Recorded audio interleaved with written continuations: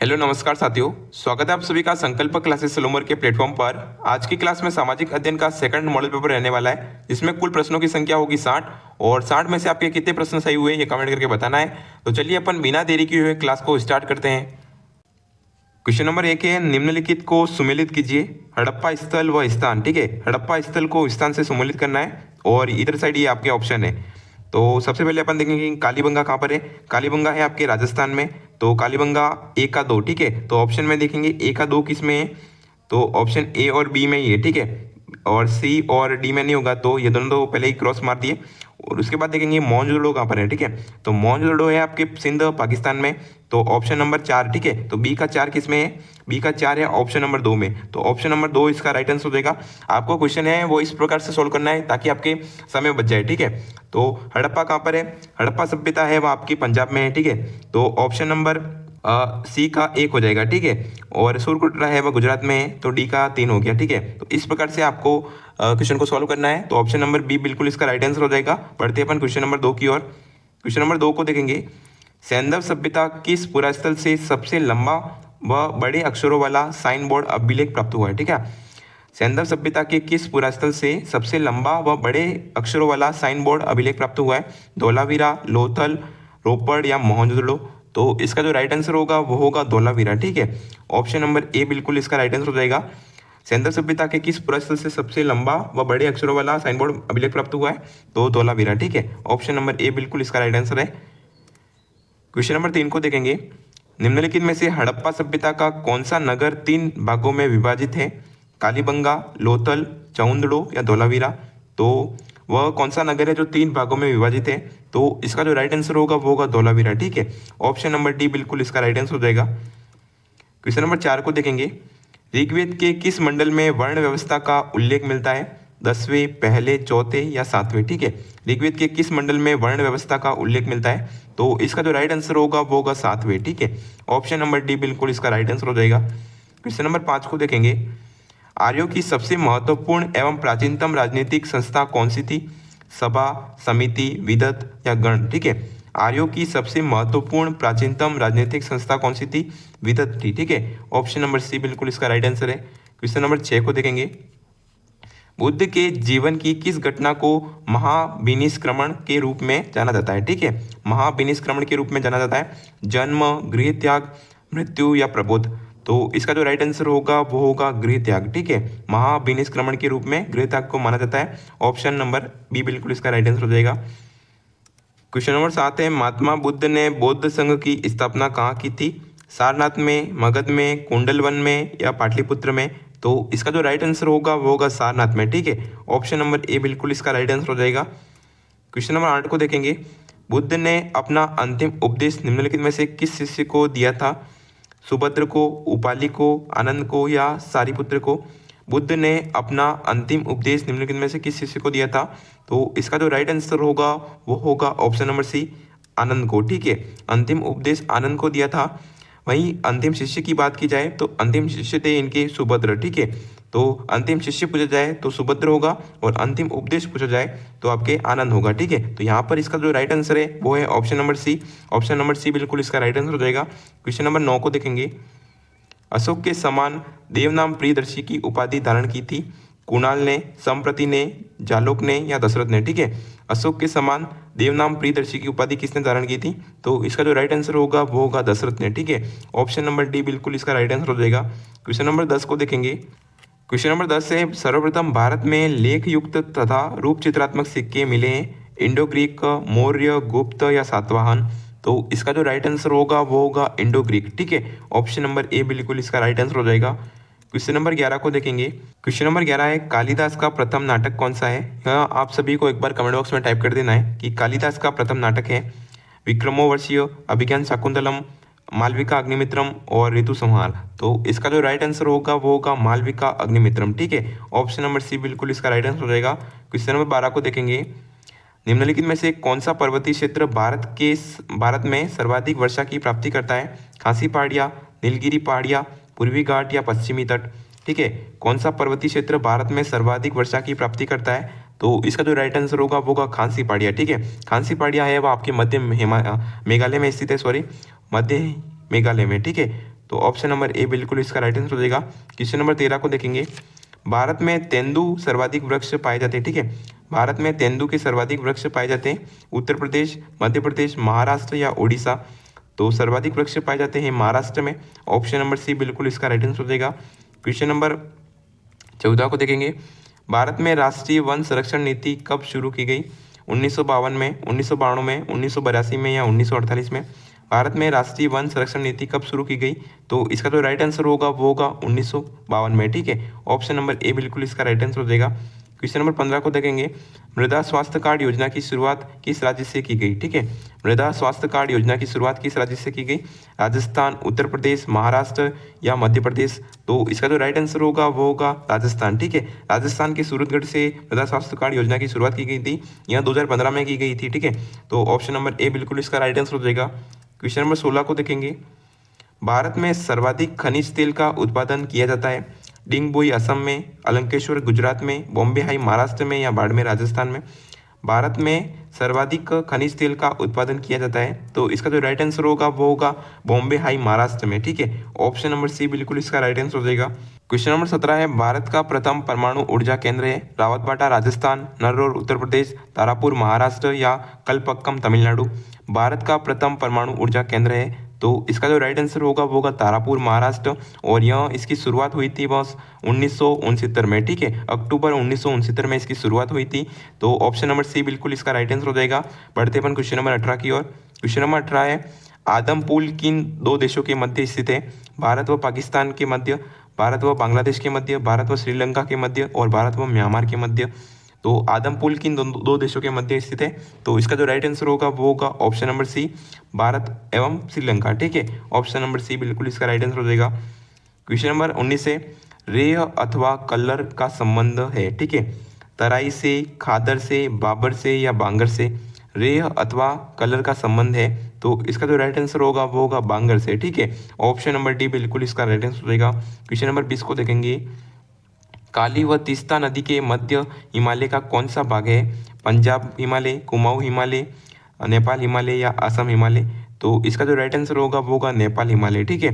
काली व तीस्ता नदी के मध्य हिमालय का कौन सा भाग है? Nepal Himalaya. Option number C बिल्कुल इसका राइट आंसर हो जाएगा। क्वेश्चन नंबर 21 को देखेंगे। क्वेश्चन नंबर 21 है। भारत की सबसे बड़ी तटीय लेगून कौन सी है? पुलकिट झील, कालीवली झील, चिल्का झील और वेमनाडी झील? तो इसका जो राइट आंसर होगा वो होगा चिल्का झील, ठीक है। ऑप्शन नंबर सी बिल्कुल इसका राइट आंसर हो जाएगा। भारत की सबसे बड़ी तटीय लेगून कौन सी है? तो चिल्का झील है। ऑप्शन नंबर सी बिल्कुल, ठीक है। तो क्वेश्चन नंबर 22 को देखेंगे। उड़ीसा का शौक किस नदी को कहा जाता है? महानदी को, हिम नदी को, नर्मदा नदी को या कावेरी नदी को? उड़ीसा का शौक किस नदी को कहा जाता है? तो इसका जो राइट आंसर होगा वो होगा महानदी को, ठीक है। ऑप्शन नंबर ए बिल्कुल इसका राइट आंसर हो जाएगा। क्वेश्चन नंबर 23 को देखेंगे। वायु की दिशा में मौसमी परिवर्तन अक्टूबर और नवंबर के महीनों में वर्षा किस स्थान पर अधिक होती है? कोरोमंडल तट में, मालवा का पठार, छोटा नागपुर का पठार या पूर्वी पहाड़ियाँ, ठीक है। वायु की दिशा में मौसमी परिवर्तन अक्टूबर और नवंबर महीनों में वर्षा किस स्थान पर अधिक होती है? तो इसका जो राइट आंसर होगा वो होगा कोरोमंडल तट, ठीक है। ये तमिलनाडु में है, तो ऑप्शन नंबर ए बिल्कुल इसका राइट आंसर हो जाएगा। क्वेश्चन नंबर 24 को देखेंगे। कपास की कृषि हेतु सर्वाधिक उपयुक्त मृदा होती है? काली मृदा, जलोढ़ मृदा, मरुस्थलीय मृदा या पर्वतीय मृदा, ठीक है। कपास की कृषि हेतु सर्वाधिक उपयुक्त मृदा कौन सी होती है? तो इसका जो राइट आंसर होगा वो होगा काली मृदा, ठीक है। ऑप्शन नंबर ए बिल्कुल इसका राइट आंसर हो जाएगा। क्वेश्चन नंबर 25 को देखेंगे। जैन कीर्ति स्तंभ प्रशस्ति किसे समर्पित है? महावीर स्वामी को, पार्श्वनाथ जी को, आदिनाथ जी को या नेमिनाथ जी को, ठीक है। जैन कीर्ति स्तंभ प्रशस्ति किस को समर्पित है? तो इसका जो राइट आंसर होगा वो होगा आदिनाथ को, ठीक है। ऑप्शन नंबर सी बिल्कुल इसका राइट आंसर हो जाएगा। क्वेश्चन नंबर 26 को देखेंगे। चिरवा का अभिलेख कहाँ से प्राप्त हुआ है? अजमेर से, उदयपुर से, कोटा से या जयपुर से, ठीक है। चिरवा का अभिलेख कहाँ से प्राप्त हुआ है? आप सभी को एक बार कमेंट बॉक्स में टाइप कर देना है कि चिरवा का अभिलेख कहाँ से प्राप्त हुआ है। तो इसका जो राइट आंसर होगा वो होगा उदयपुर, ठीक है। ऑप्शन नंबर बी बिल्कुल इसका राइट आंसर हो जाएगा। क्वेश्चन नंबर 27 को देखेंगे। क्वेश्चन नंबर 27 से। मथुरे की राढ़ युद्ध किन के मध्य हुआ था? मालदेव, जयसिंह के मध्य, राव जोधा लूणकरण के मध्य, गजसिंह या सरदार सिंह के मध्य या अमर सिंह या कर्ण सिंह के मध्य, ठीक है। मथुरे की राढ़ युद्ध किन के मध्य हुआ था? तो इसका जो राइट आंसर होगा वो होगा अमर सिंह व कर्ण सिंह के मध्य, ठीक है। ऑप्शन नंबर डी बिल्कुल इसका राइट आंसर हो जाएगा। क्वेश्चन नंबर 28 है, चेलावास के युद्ध में ठाकुर खुशहाल सिंह ने अंग्रेजी सेना को पराजित किया। चेलावास का संबंध किस जिले से है? जोधपुर से, नागौर से, राजसमंद से या पाली से? तो इसका जो राइट आंसर होगा वो होगा पाली से। ठीक है, ऑप्शन नंबर डी बिल्कुल इसका राइट आंसर हो जाएगा। क्वेश्चन नंबर 29 को देखेंगे, भरतपुर प्रजामंडल की स्थापना किस स्थान पर की गई? भरतपुर, रेवाड़ी, कामा या डिंग में? ठीक है, भरतपुर प्रजामंडल की स्थापना किस स्थान पर की गई? तो इसका जो राइट आंसर होगा वो होगा रेवाड़ी। ठीक है, ऑप्शन नंबर बी बिल्कुल इसका राइट आंसर हो जाएगा। क्वेश्चन नंबर 30 को देखेंगे, एकीकरण के किस चरण का नाम संयुक्त राजस्थान था? द्वितीय, तृतीय, चतुर्थ और पंचम? ठीक है, एकीकरण के किस चरण का नाम संयुक्त राजस्थान था? तो इसका जो राइट आंसर होगा वो होगा तृतीय। ठीक है, ऑप्शन नंबर सी बिल्कुल इसका राइट आंसर हो जाएगा। क्वेश्चन नंबर 31 को देखेंगे, एकीकरण के समय लावा ठिकाने का शासक कौन था? वंश प्रदीप सिंह, राव राजेंद्र सिंह, राव हरेंद्र सिंह या सुदर्शन देव सिंह? तो इसका जो राइट आंसर होगा वो होगा लावा ठिकाने का शासक था वो था वंश प्रदीप सिंह। ठीक है, तो ऑप्शन नंबर ए बिल्कुल इसका राइट आंसर हो जाएगा। क्वेश्चन नंबर 32 है, कौन सा किला मरुस्थली किले की श्रेणी में आता है? जूनागढ़, मेहरानगढ़, गागरोन या नाहरगढ़? तो इसका जो राइट आंसर होगा वो होगा जूनागढ़। ठीक है, जूनागढ़ है वो मरुस्थलीय किले की श्रेणी में आता है। ऑप्शन नंबर ए बिल्कुल इसका राइट आंसर है। क्वेश्चन नंबर 33 को देखेंगे, तंग, मोरखा, गोरबंद व पिलाण है। ठीक है, क्या है ये चीजें? घोड़े के श्रृंगार की सामग्री, छड़के से संबंधित वस्तुएं, ऊंट की सजावट की वस्तुएं, खिचड़ी व बड़ पूजन के सामान? तो इसका जो राइट आंसर होगा वो होगा ऊंट के सजावट की वस्तुएं। ठीक है, तंग, मोरखा, गोरबंद व पिलाण ऊंट के सजावट की वस्तुएं। तो ऑप्शन नंबर सी बिल्कुल इसका राइट आंसर हो जाएगा। क्वेश्चन नंबर 34 को देखेंगे, भारतीय संविधान सभा के कुल कितने सत्र हुए थे? 11, 19 और 21 या 17? भारतीय संविधान सभा के कुल कितने सत्र हुए थे? तो इसका जो राइट आंसर होगा वो होगा 11। ठीक है, 11 सत्र हुए थे और 11 सत्र को होने में कुल दिन लगे थे 165 दिन। ठीक है, तो ऑप्शन नंबर ए बिल्कुल इसका राइट आंसर हो जाएगा। क्वेश्चन नंबर 35 को देखेंगे, क्वेश्चन नंबर 35 है, यूनिफॉर्म सिविल कोड का उल्लेख संविधान में मिलता है? मौलिक अधिकारों में, मौलिक कर्तव्यों में, नीति निर्देशक तत्वों में या संविधान में इसका उल्लेख नहीं मिलता है? तो इसका जो राइट आंसर होगा वो होगा नीति निर्देशक तत्वों में। ठीक है, ऑप्शन नंबर सी बिल्कुल इसका राइट आंसर हो जाएगा। क्वेश्चन नंबर 36 को देखेंगे, क्वेश्चन नंबर 36 से, राष्ट्रपति 5 वर्ष तक अपने पद पर रहता है अपने पद ग्रहण के दिन से, संसद द्वारा निर्धारित तिथि से, अपने निर्वाचन की तारीख से, निर्वाचन आयोग द्वारा घोषित तिथि से? तो इसका जो राइट आंसर होगा वो होगा ऑप्शन नंबर ए, अपने पद ग्रहण के दिन से। ठीक है, तो ऑप्शन नंबर ए बिल्कुल इसका राइट आंसर हो जाएगा। क्वेश्चन नंबर 37 को देखेंगे, मंत्रिपरिषद सामूहिक रूप से किसके प्रति उत्तरदायी होती है? लोकसभा, राज्यसभा, राष्ट्रपति या प्रधानमंत्री? मंत्रिपरिषद सामूहिक रूप से किसके प्रति उत्तरदायी होती है? लोकसभा के प्रति। ठीक है, ऑप्शन नंबर ए बिल्कुल इसका राइट आंसर हो जाएगा। क्वेश्चन नंबर 38 को देखेंगे, संसद की स्थायी समितियों में सबसे बड़ी समिति कौन सी होती है? लोक लेखा समिति, प्राक्कलन समिति, कार्य मंत्रणा समिति या संयुक्त उपक्रम समिति? ठीक है, संसद की स्थायी समितियों में सबसे बड़ी समिति कौन सी होती है? तो इसका जो राइट आंसर होगा वो होगा प्राक्कलन समिति। ठीक है, ऑप्शन नंबर बी बिल्कुल इसका राइट आंसर हो जाएगा। क्वेश्चन नंबर 39 को देखेंगे, लोक लेखा समिति का अध्यक्ष कौन होता है? लोकसभा अध्यक्ष, लोकसभा उपाध्यक्ष, राज्यसभा सभापति, लोकसभा में विपक्ष का नेता? तो इसका जो राइट आंसर होगा वो होगा लोकसभा उपाध्यक्ष। ठीक है, ऑप्शन नंबर बी बिल्कुल इसका राइट आंसर हो जाएगा। क्वेश्चन नंबर 40 को देखेंगे, हाड़ौती पठार की मिट्टी है लाल लोमी, पीली भूरी, मध्यकाली, मिश्रित व लाल काली? तो इसका जो राइट आंसर होगा वो होगा मध्यम काली। ठीक है, हाड़ौती पठार की मिट्टी है वह मध्यम काली है। ऑप्शन नंबर सी बिल्कुल इसका राइट आंसर हो जाएगा। क्वेश्चन नंबर 41 को देखेंगे, निम्बार्क संप्रदाय की प्रमुख पीठ कहाँ स्थित है? रेवासा सीकर में, बालोतरा बाड़मेर में, नाथौरा राजसमंद में या सलेमाबाद अजमेर में? निम्बार्क संप्रदाय की प्रमुख पीठ कहाँ स्थित है? तो इसका जो राइट आंसर होगा वो होगा सलेमाबाद अजमेर में। ठीक है, तो ऑप्शन नंबर डी बिल्कुल इसका राइट आंसर हो जाएगा। क्वेश्चन नंबर 42 है, सचियाय माता कुल देवी है?